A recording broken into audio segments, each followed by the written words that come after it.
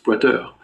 Si vous commencez à comprendre que le FMI n'est pas une organisation humanitaire, mais un outil de domination, alors abonnez-vous à cette chaîne maintenant et activez les notifications parce que ce que je vais révéler ensuite est encore plus choquant. Le colonialisme financier moderne.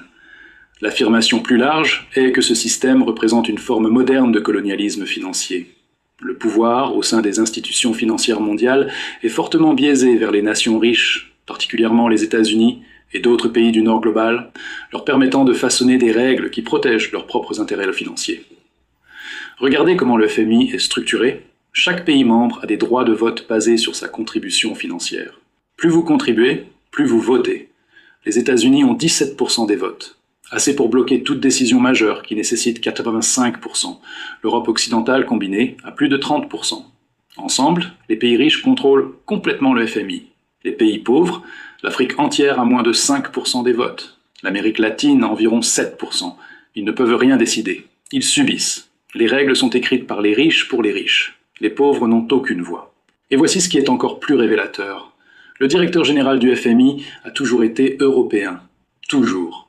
Depuis 1944, le président de la Banque mondiale a toujours été américain. Toujours. C'est un accord informel entre les États-Unis et l'Europe. Ils se partagent le contrôle des institutions financières mondiales. Les pays en développement ne dirigent jamais. Ils obéissent.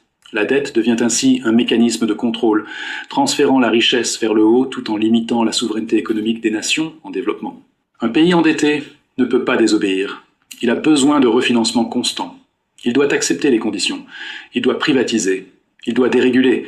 Il doit ouvrir ses marchés. Il doit abandonner sa souveraineté économique. C'est exactement comme le colonialisme classique. Avant, les puissances européennes envoyaient des armées pour conquérir et extraire les ressources. Maintenant, elles envoient le FMI pour endetter et extraire la richesse. Le mécanisme a changé. L'extraction continue. Les cycles de dépendance et d'endettement répétés. Plutôt que de stabiliser les économies, ces politiques enferment fréquemment les pays dans des cycles de dépendance et d'emprunt répétés. Voici comment le cycle fonctionne. Étape 1, le pays emprunte pendant une crise. Étape 2, le FMI impose l'austérité et les privatisations. Étape 3, l'économie se contracte à cause de l'austérité. Étape 4, les revenus gouvernementaux chutent. Étape 5, le déficit persiste ou s'aggrave. Étape 6, le pays doit emprunter encore. Retour à l'étape 1, le cycle recommence. C'est intentionnel. Un pays qui peut rembourser sa dette et devenir indépendant est un pays perdu pour le système de contrôle. Mais un pays perpétuellement endetté est un pays perpétuellement contrôlable. Alors le système est conçu pour que la dette ne soit jamais remboursée. Juste refinancer, éternellement. Regardez les mêmes pays qui reviennent au FMI encore et encore. Le Pakistan a eu 22 programmes du FMI depuis 1958, l'Argentine 21 programmes, l'Égypte 12 programmes, la Jamaïque 18 programmes. Ces programmes sont supposés résoudre les problèmes, mais les pays reviennent toujours. Pourquoi? Parce que les programmes créent les conditions pour la prochaine crise. Les exemples de résistance, ceux qui disent non. Maintenant, laissez-moi vous révéler les 5 pays qui résistent actuellement au FMI et comment ils offrent un modèle alternatif. Pays numéro 1, la Chine. La Chine a remboursé toutes ses dettes au FMI dans les années 1980 et n'a plus jamais emprunté. Au lieu de suivre les prescriptions du FMI, elle a fait l'opposé. Contrôle des capitaux strict, propriété d'État des secteurs stratégiques, protection des industries naissantes. Résultat, la plus grande transformation économique de l'histoire. 800 millions de personnes sorties de la pauvreté en 40 ans. Pays numéro 2, la Russie. Après la crise de 1998, la Russie a suivi brièvement les conseils du FMI, désastre total. Puis Poutine est arrivé, il a remboursé toutes les dettes au FMI en 2005. Il a renationalisé les secteurs stratégiques. Il a imposé des contrôles sur les oligarques. La Russie a retrouvé sa souveraineté économique. Pays numéro 3, la Bolivie.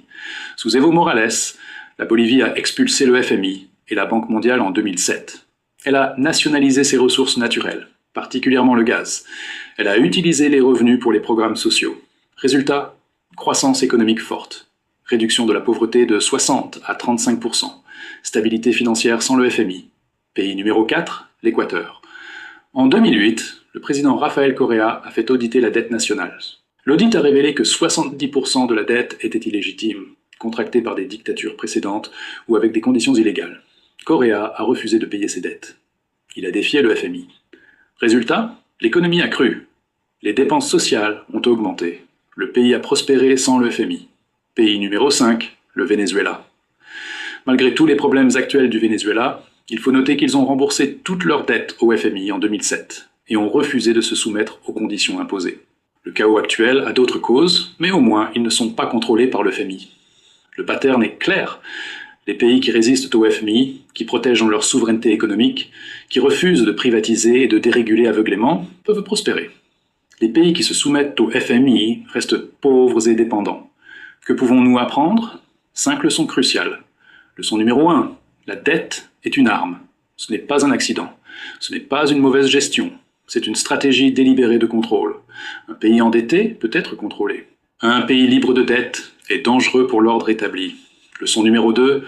Les institutions internationales ne sont pas neutres. Le FMI, la Banque mondiale, l'OMC, toutes sont contrôlées par les pays riches pour servir les intérêts des pays riches. Ce ne sont pas des organisations humanitaires. Ce sont des outils de domination. Leçon numéro 3. L'austérité ne fonctionne jamais. Couper les dépenses pendant une récession aggrave la récession. C'est de l'économie de base. Mais le FMI impose toujours l'austérité. Pourquoi? Parce que l'objectif n'est pas la croissance, c'est l'extraction. Leçon numéro 4. La souveraineté économique est essentielle. Les pays qui contrôlent leur propre monnaie, leur propre banque centrale, leur propre secteur stratégique peuvent se défendre. Les pays qui abandonnent cette souveraineté deviennent des colonies économiques. Leçon numéro 5. La résistance est possible. Les exemples de la Chine, la Russie, la Bolivie, l'Équateur montrent qu'il est possible de dire non au FMI. Il est possible de suivre un chemin différent. Il est possible de prospérer sans se soumettre. Voici la vérité finale. Le FMI est une organisation secrète qui contrôle 190 pays, pas militairement, financièrement, à travers la dette, à travers les conditions, à travers l'extraction. C'est du colonialisme moderne, c'est de l'exploitation systématique, c'est le transfert de trillions de dollars des pauvres vers les riches déguisés en aide internationale. Et ce système persiste parce que la plupart des gens ne comprennent pas. Ils pensent que le FMI aide. Ils croient avec les communiqués de presse. Ils ne voient pas les mécanismes réels. Maintenant, vous savez, vous ne pouvez plus ignorer. Vous êtes responsable de cette connaissance.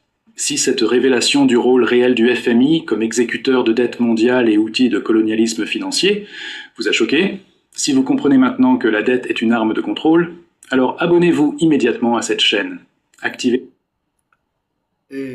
OTEP, je partage cette vidéo avec vous pour que tous les Africains qui se disent intellectuels, même sur les panels de TikTok, j'ai doctorat en économie, non, telle personne, telle personnalité, il a travaillé au FMI, il a travaillé à la Banque mondiale.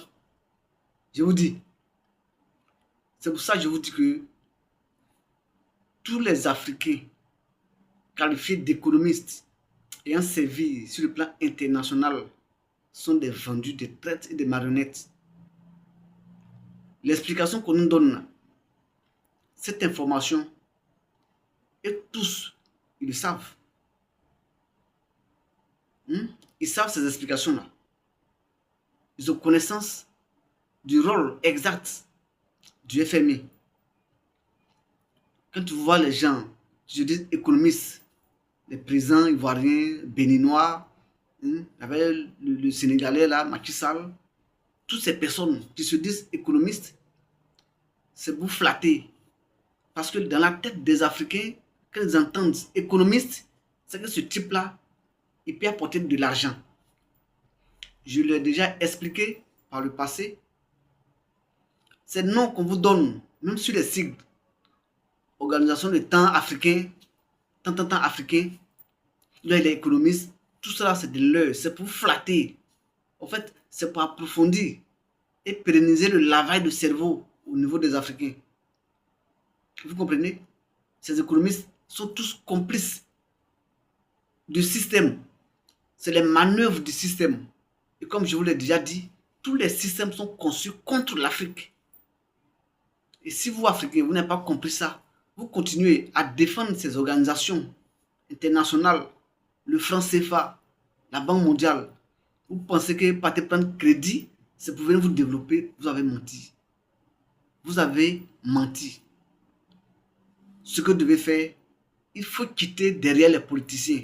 Ils sont à la base de nos malheurs.